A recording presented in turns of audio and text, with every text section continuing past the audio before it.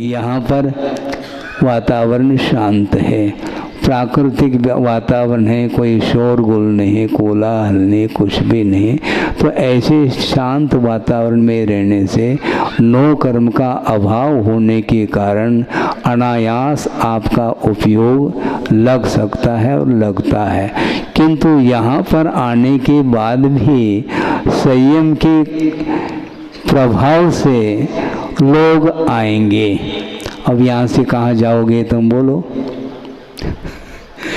इससे और कौन सा एकांत? और भी एकांत हो सकता है, किंतु वहाँ पर जाने के लिए दीर्घ शरण का अभाव है।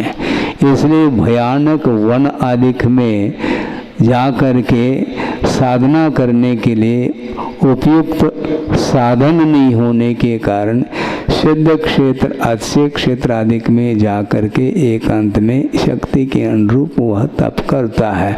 वहाँ पर भी कोई व्यक्ति आ जाते हैं, मान लो, उससे डिस्टर्ब हो सकता है। तो हम कैसे बचेंगे महाराज? कुछ नहीं, उस ओर उपयोग नहीं ले जाना।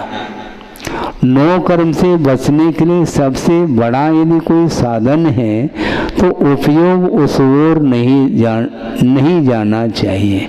उपयोग को उस ओर ले जाएंगे तो निश्चित रूप से आपका उपयोग उन पदार्थों से, चेतनात्मक पदार्थों से उपयोग प्रभावित हो सकता है। इसलिए उपयोग को अपने आप में ले आओ आप।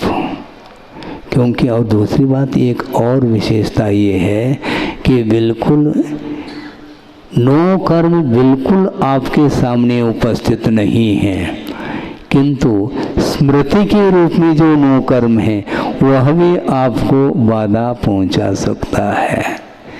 पहले जो इंद्रियों के माध्यम से जिन पदार्थों का परिचय कर लिया है वो सारे पदार्थ ज्ञेय होने के कारण वो ज्ञान के विषय बन चुके हैं, इसलिए वह विस्मृत नहीं हो पाते, वह स्मरण में आ सकते हैं। महाराज फिर क्या करें? अपने तरफ से स्मरण नहीं करो, किंतु फ्री बैठने से, खाली बैठने से और सारे विचार आपके मन में आ सकते हैं। इसलिए स्वाध्याय करो, इसमें शास्त्र में उपयोग आपका लग जाएगा। तो बाहर कौन क्या कर रहा है, कौन आ रहा है, कौन जा रहा है, उस ओर आपका उपयोग नहीं जाएगा। लेकिन इतना पुरुषार्थ करना भी कठिन हो रहा है वर्तमान में, किंतु बिना पुरुषार्थ किए आप कर्म बंध से अथवा हर्ष विषाद आदि परिणामों से बच नहीं पाएंगे। ये यहाँ पर उत्थानिका में यही कहा जा रहा है। उत्थानिका हो गई, हाँ, गाथा पढ़नी। क्योंकि आत्मा के मिथ्या त्रागादिक परिणाम होने पर जो कर्म के योग्य पुद्गल वर्गनाए हैं वे निश्चय ने की विवक्षा में उपादान रूप से स्वयं ही कर्म रूप से परिणमन करते हैं, ऐसा यहाँ पर प्रतिपादन किया जा रहा है। अत्ता कुण दिशावम तत्गदा पोगला स्वभावे ही गच्छन्ति कम्म भावम अन्नूनागाह मवगाढ़ा।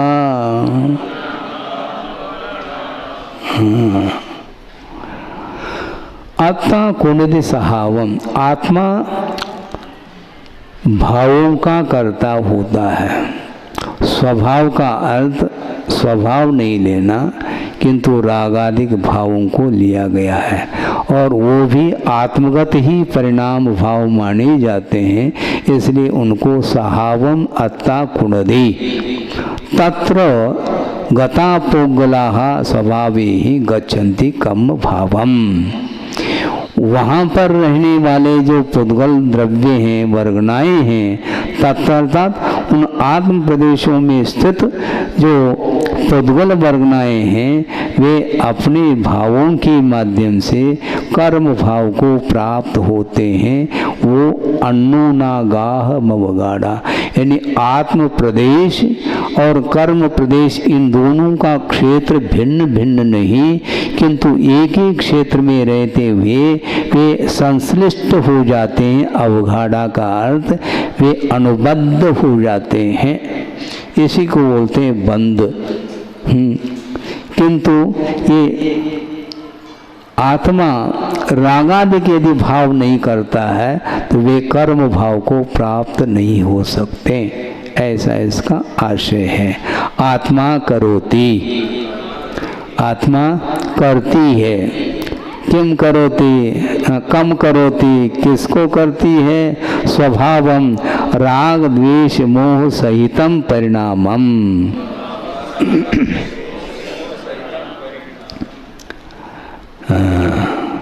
स्वभाव का अर्थ राग द्वेष मोह से सहित जो परिणाम है उस परिणाम को जीव करता है।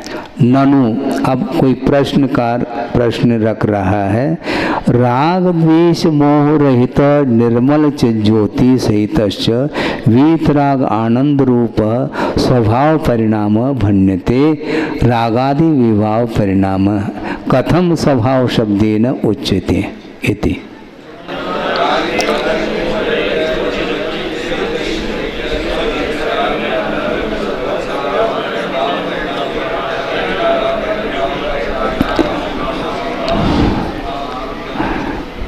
शंकाकार की शंका ये है, राग द्वेष मोह से रहित निर्मल ज्योति से युक्त जो वीतराग आनंद रूप जो स्वभावात्मक परिणाम है वह स्वभाव परिणाम कहलाता है, किंतु रागादिक जो भाव रूप परिणाम है वे स्वभाव शब्द के माध्यम से आप उसका कथन कैसा करना चाहते हैं?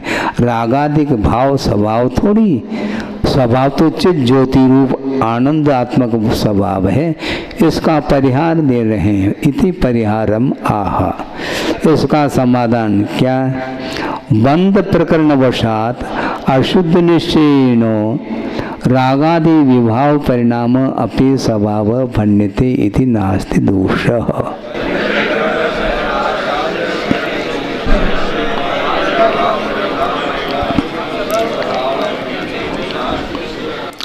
बंध प्रकरण के कारण अशुद्ध निश्चय की विवक्षा में रागादिक जो विभाव परिणाम हैं वे भी स्वभाव कहलाते हैं, ऐसा इसका अर्थ है। इसमें दोष नहीं है। स्वभाव का अर्थ आत्मगत भाव, आत्मगत भाव विभाव भी हो सकते हैं और स्वभावात्मक भी हो सकते हैं, इसलिए रागादिक परिणाम को भी इन्होंने स्वभाव के रूप में स्वीकार किया है। तत्र आत्म शरीर अवगाढ़ क्षेत्रे गताः स्थिताः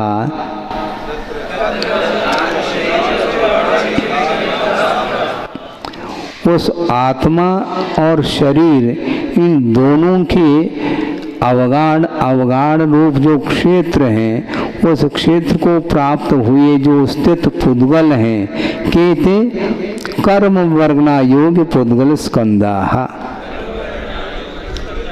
तो कर्म वर्णा के योग्य जो पुद्गल स्कंद हैं वे गच्छन्ति परिणमन्ति,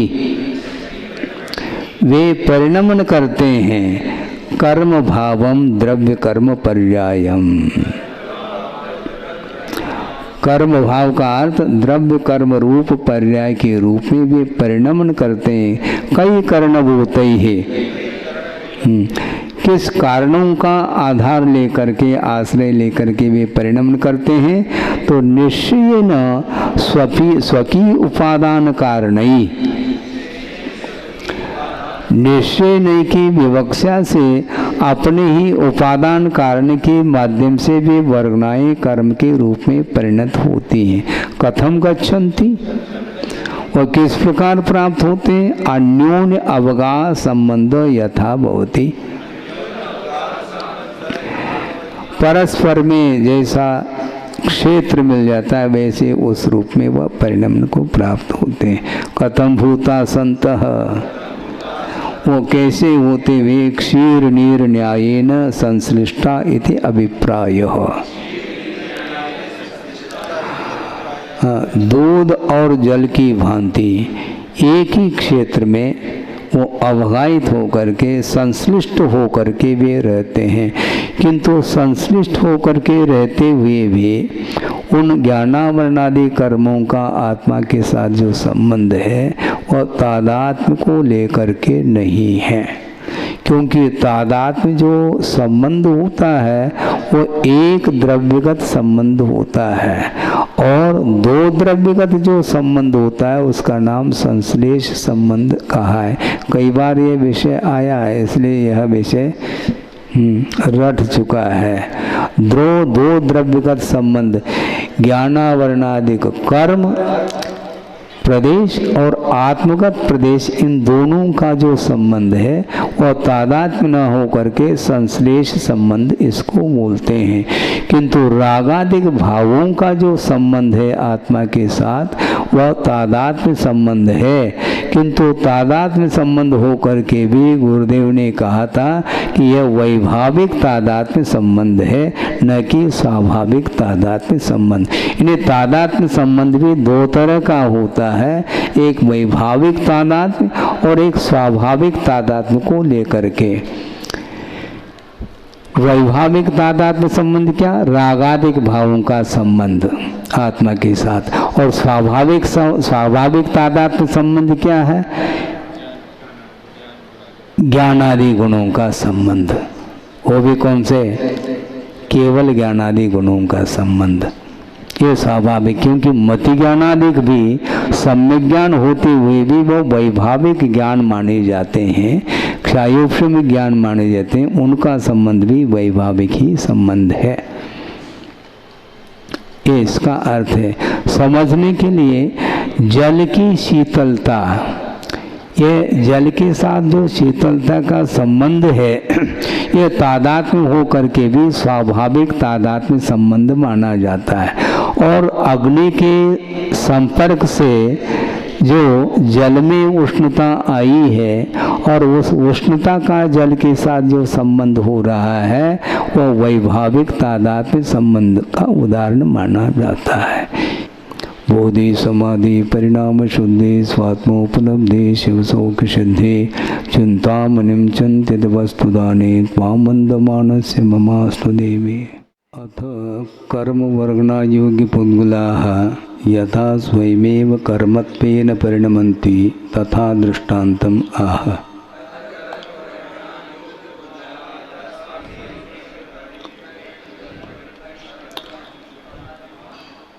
अब कर्म वर्गना योग्य जो पुद्गल हैं वे स्वयं ही जिस प्रकार कर्म रूप से परिणमन करते हैं उसी प्रकार का दृष्टांत यहाँ पर दिया जा रहा है। जह पुद्गल दौवानम बहुपयारे खंड निवत्ते अकदा परे हि दिट्ठा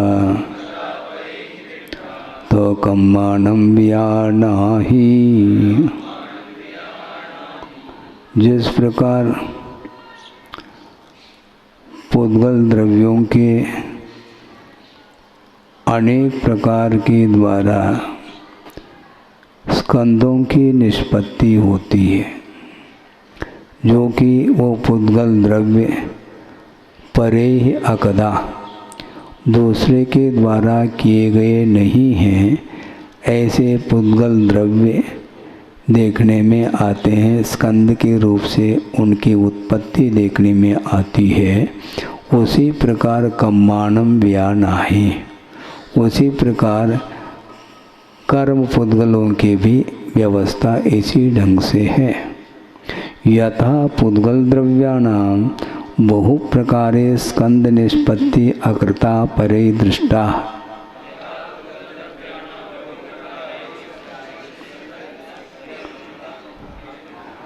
पुद्गल द्रव्यों के अनेक प्रकार के जो स्कंद की उत्पत्ति देखने में आती है वे सारे सारे परे अकृता दूसरे के द्वारा की गई नहीं है वह स्कंद।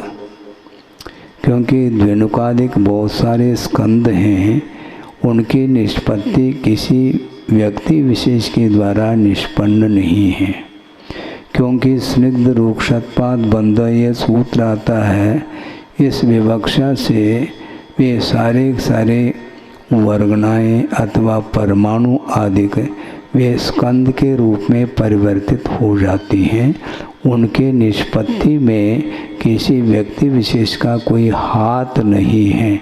इसको बोलते हैं वैश्रिका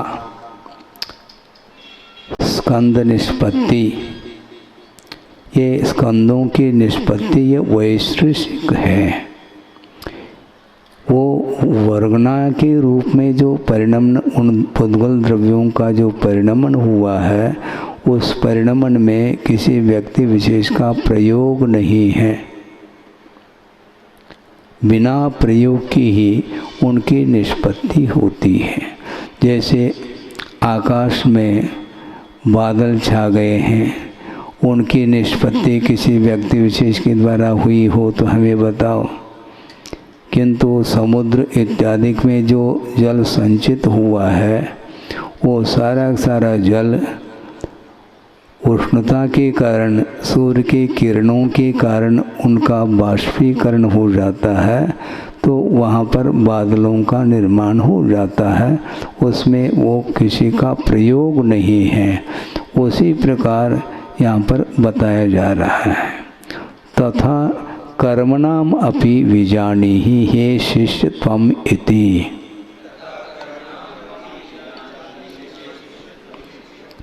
उसी प्रकार कर्मों को भी जान लेना चाहिए। ऐसा हे शिष्य जानो, ऐसा कहा जा रहा। तथा ही उसी को दृष्टांत के माध्यम से उसका विस्तार किया जा रहा है। यथा चंद्रार्क प्रभोपलम्भे सति अब्र संध्या राग इंद्रचाप परिवेश आदि बहुभी प्रकारे परेण अकृता अपि स्वयमेव पुद्गलाः परिणमन्ति लोके।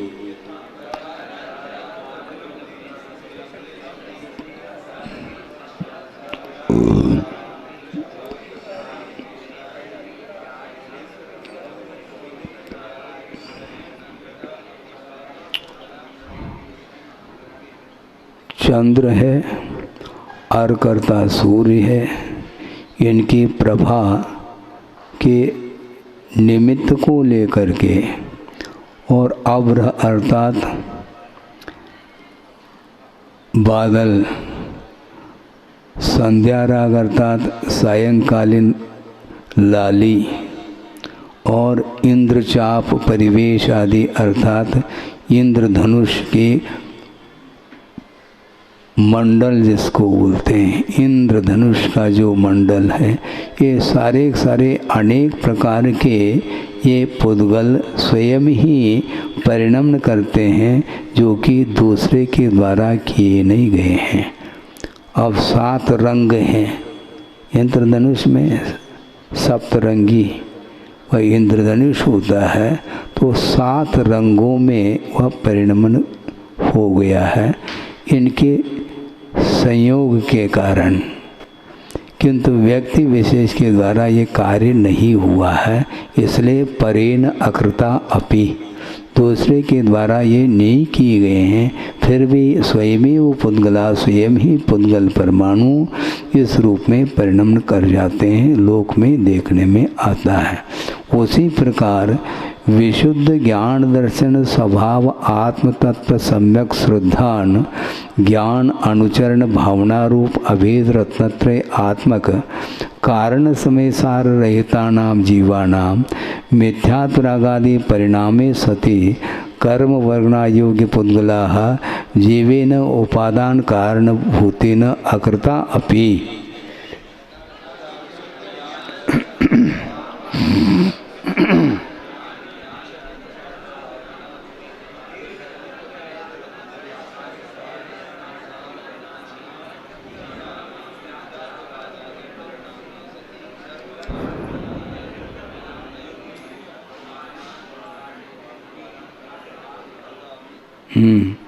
विशुद्ध ज्ञान दर्शन स्वभावात्मक जो आत्म तत्व है, उसके प्रति समीचीन श्रद्धा, उसका समीचीन ज्ञान और आचरण रूप जो भावना भावना के रूप में जो अभेद रत्नत्रय आत्मक कारण समय सार है, जो कि कार्य समय सार के लिए कारणभूत है, उससे रहित जो जीव हैं, हाँ, उनके लिए मिथ्यात्व रागादि परिणामों के होने पर कर्म वर्गना के योग्य जो पुद्गल हैं, वे जीव के उपादान कारण के द्वारा, उपादान कारण रूप जीव के द्वारा वे कर्म वर्गना के योग्य पुद्गल नहीं किए गए हैं।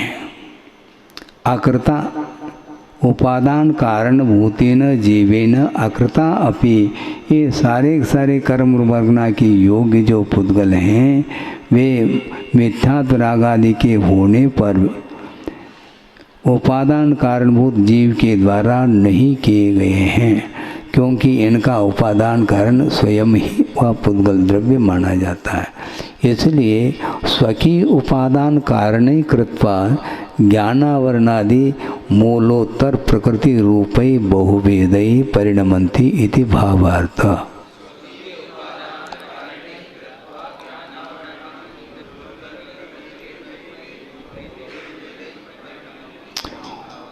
उपादान कारणभूत जीव के द्वारा नहीं किए गए हैं, फिर भी अपने ही उपादान कारणों के माध्यम से ज्ञानावरणादि जो मूल और उत्तर प्रकृति रूप जो अनेक प्रकार के भेद को लिए हुए पुद्गल वर्गनाएं हैं, वे कर्म के रूप में परिणमन करती हैं, ऐसा इसका भावार्थ है। अब देखो उन वर्गनाओं में कर्म के रूप में परिणमन करने की योग्यता उनकी निजी योग्यता है, किंतु वो निजी योग्यता हो करके भी उसमें जो प्रकृति पड़ेगी, वे जीवगत रागादिक भावों के निमित्त के बिना उन वर्गनाओं में प्रकृति नहीं पड़ सकती, नहीं हो सकेगी। प्रकृति स्थिति, अनुभाग और प्रदेश के रूप में जो परिणमन होगा, उसमें जीवगत भावों का समागम होना या उसका निमित्त मिलना आवश्यक है, उसके बिना संभव नहीं। इसलिए कर्म सिद्धांत में भी ये बात अपने को पढ़ने के लिए मिल जाता है। क्या मिलता है? जोगा पैड़ी पदेशा ठिदि अनुभागा कसायदो होंती।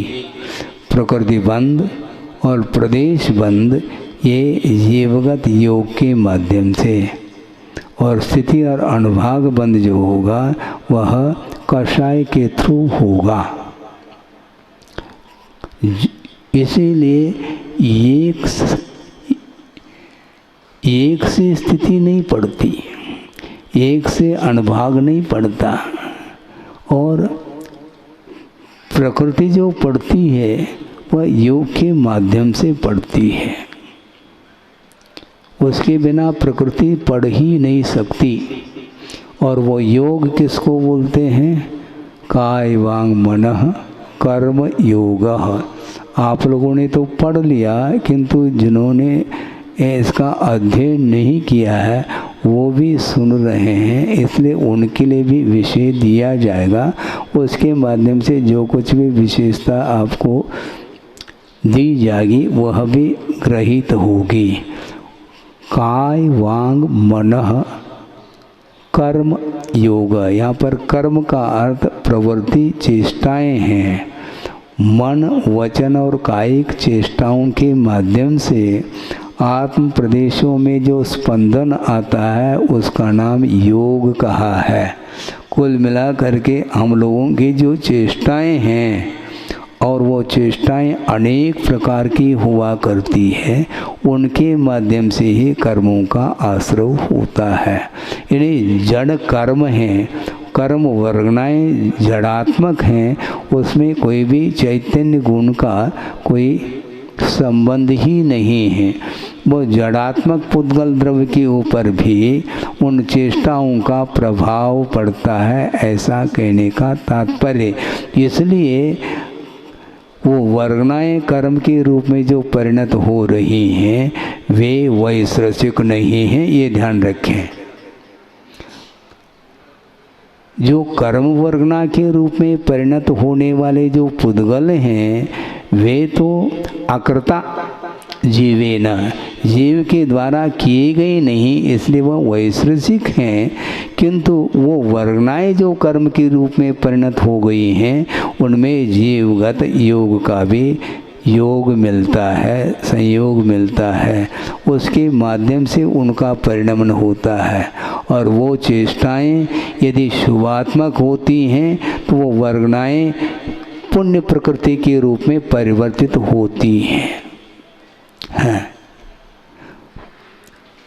पुण्य नहीं हमारा है, हमारा पुण्य नहीं है।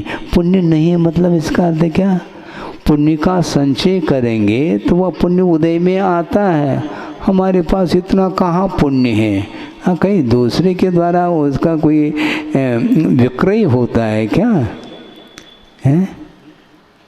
विक्रय करने योग्य वह वस्तु है क्या? नहीं, अपने ही परिणामों के द्वारा पुण्य का संचय होता है, इसलिए वह पुण्य का संचय वैश्रसिक नहीं माना जाता किंतु प्रायोगिक माना जाता है। और शुभात्मक यदि चेष्टाएं हैं तो वह पुण्य के रूप में वह कर्म वर्गनाएं परिवर्तित होगी।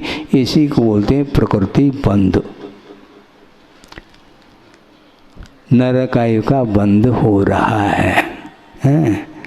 तो ये आयु कर्म अपने आप में इसमें जो प्रकृति पड़ी है ये नरक आयु रूप ये प्रकृति है। प्रकृति है ना, प्रकृति का तो स्वभाव होता है। तो नरक आयु का जो बंध हुआ है वह प्रकृति उसमें जो पड़ी है वह बिना आपके अर्थात जीव के संक्लेश परिणाम के बिना नहीं पड़ सकती। इसलिए असंख्यात लोक प्रमाण प्रकृतियों के भी भेद किए गए हैं। दिन भर हम चेष्टाएं करते रहते हैं तो काय वांग्मय कर्म योग एक सामान्य सूत्र हो गया। चेष्टाएं जो हो रही हैं वह किमात्मक हो रही हैं। उन योगात्मक जो चेष्टा है उसमें किस प्रकार के कषाय का संबंध जुड़ा हुआ है यह आपेक्षिक है। इसके बिना उस प्रकृति का आश्रव नहीं हो सकता। योग के द्वारा प्रकृति बंध होता है ये ठीक है, किंतु नरकायु के रूप में प्रकृति का जो बंध हो रहा है उसके लिए जीवगत जो भाव हैं वो अलग ही क्वालिटी के भाव के निमित्त से उन प्रकृतियों का आश्रव होगा। योग सामान्य है किंतु उसमें उन चेष्टाओं में यदि अशुभात्मक चेष्टाएं हो रही हैं तो उनके माध्यम से वो वर्गनाएं कभी भी पुण्य प्रकृति के रूप में परिवर्तित नहीं हो सकती। उसमें पुण्य प्रकृति जो प्रकृति आई है वो आपकी देन है, यानी जीव के द्वारा आई है। उसमें प्रकृति जो पड़ी है वह जीव के कारण पड़ी है। इसलिए सुधार करो, चेष्टाओं से ऊपर नहीं उठ सकते हम। मन वचन काय की चेष्टा के द्वारा योग होता है, यानी आत्म प्रदेशों में स्पंदन जो हो रहा है उसको आप रोक नहीं पाएंगे। इसका निग्रह कहाँ पर होगा? 14वें गुणस्थान के अंत समय में, 14 कहता हूँ, 13वें गुणस्थान के अंत समय में इसका निग्रह होगा। तो महाराज इसका निग्रह जब वहाँ पर होगा तो अभी चेष्टा को रोकने की क्या आवश्यकता? तो न रोको, फिर फल से नहीं बच पाओगे। इसलिए स्वयं आचार्य कहते हैं स्वच्छंद प्रवृत्ति को रोकने का नाम गुप्ती है, ऐसा कहा है। क्या कहा है?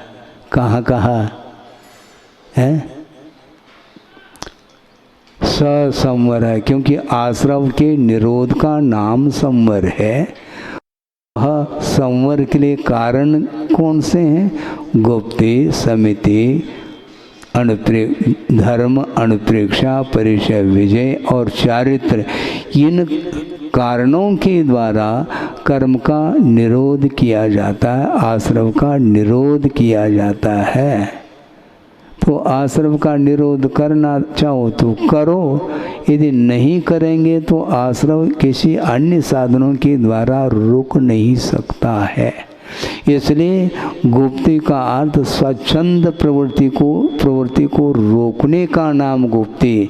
तो स्वच्छंद प्रवृत्ति क्या? अपने मन के अनुरूप हम चेष्टाएं कर रहे हैं और कर्म बंद न हो। वैश्विक बंध है क्या ये स्वाभाविक नहीं है बंध, ये वस्तुतः प्रायोगिक बंध है। तो आप चाहो तो उस प्रकार की चेष्टा कर सकते हैं, नहीं चाहो तो आपको कोई भी रोकने वाला, बाध्य करने वाला नहीं है। हम दूसरे के द्वारा बाध्य होकर के हम चेष्टाएं कर रहे हैं, गलत बात है, ऐसा नहीं हो सकता। निमित्त तो मिलेंगे, किंतु निमित्त के द्वारा उस प्रकार की प्रकृति का बंध करना अनिवार्य सिद्ध हो जाएगा, तो वस्तु के जीव की स्वतंत्रता समाप्त हो जाएगी। जीव स्वतंत्र है क्या परतंत्र है? स्वतंत्र है। तो जिस रूप आप चेष्टा करना चाहें उस रूप आप कर सकते हैं, उसमें स्वतंत्रता आपकी है। बहुत अच्छा प्रकरण हम देना चाह रहे हैं, आगमिक विषय है, दृष्टि उस ओर होनी चाहिए। अध्ययन भी शायद किया होगा, लेकिन वह बार बार वह विषय उपयोग का विषय होना चाहिए।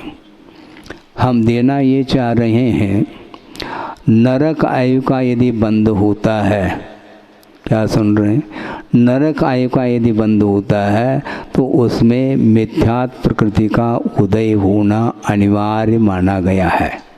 इसलिए मिथ्यात्व गुणस्थान के अलावा अन्य किसी भी गुणस्थान में नरक आयु का बंध नहीं हो सकता। अर्थात नरक आयु का यदि बंध होगा, यदि जुड़ा हुआ है, नरक आयु का यदि बंध होगा तो वह मिथ्यात्व गुणस्थान में ही होगा। किंतु का अर्थ ये है, एक वह मिथ्या दृष्टि है, उसके पास भी मिथ्या प्रकृति का उदय चल रहा है, किंतु वह देवाई का बंद कर रहा है। इसलिए आचार्य ये कहना चाह रहे हैं कि बंध के क्षेत्र में जीव स्वतंत्र है, परतंत्र नहीं। क्या सुन रहे हैं?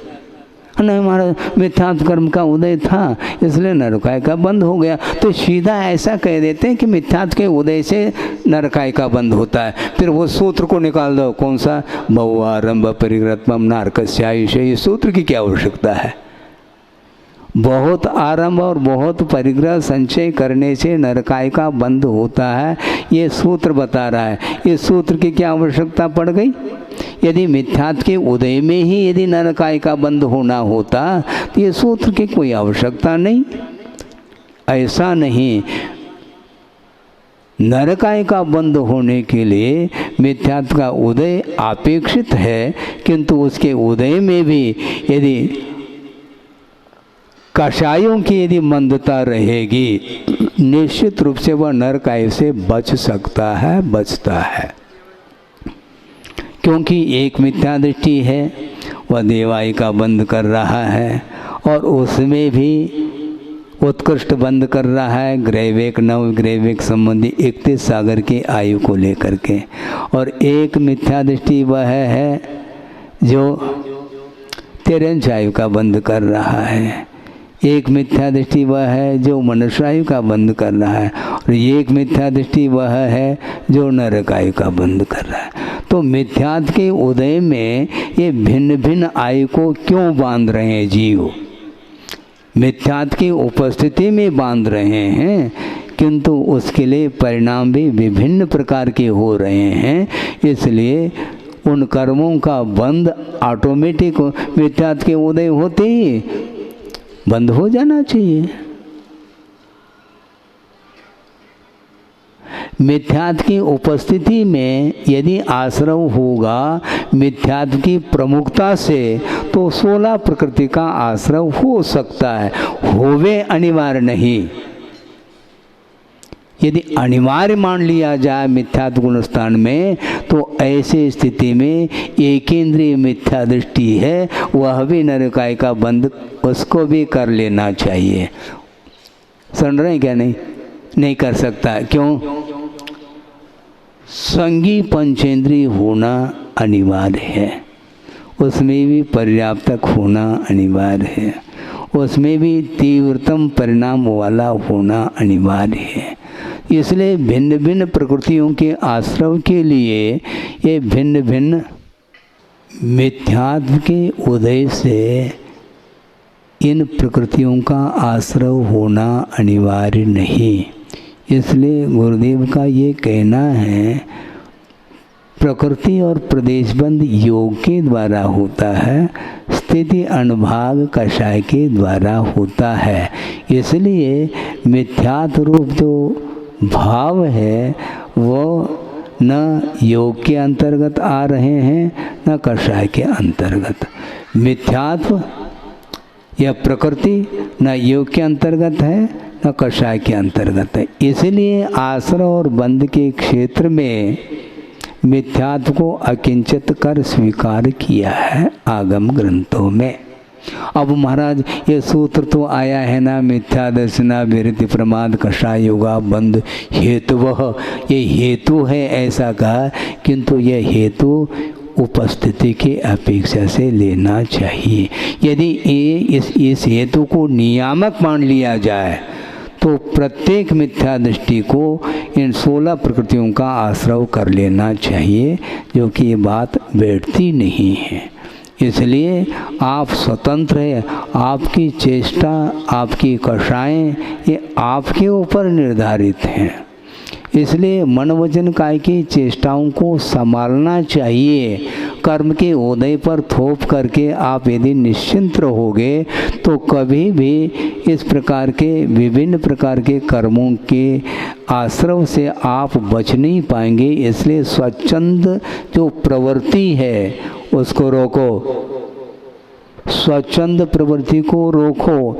नहीं रोकेंगे तो आप अर्थात जीव और किसी भी समय पर एट ए टाइम किसी भी समय पर वह अपनी भूमिका से नीचे आ सकता है, गुणस्थान से पतित हो सकता है, और हो करके उसकी कषाय की यदि तीव्रता आ गई तो वह इन 16 प्रकृति में से किसी का भी आश्रव कर सकता है।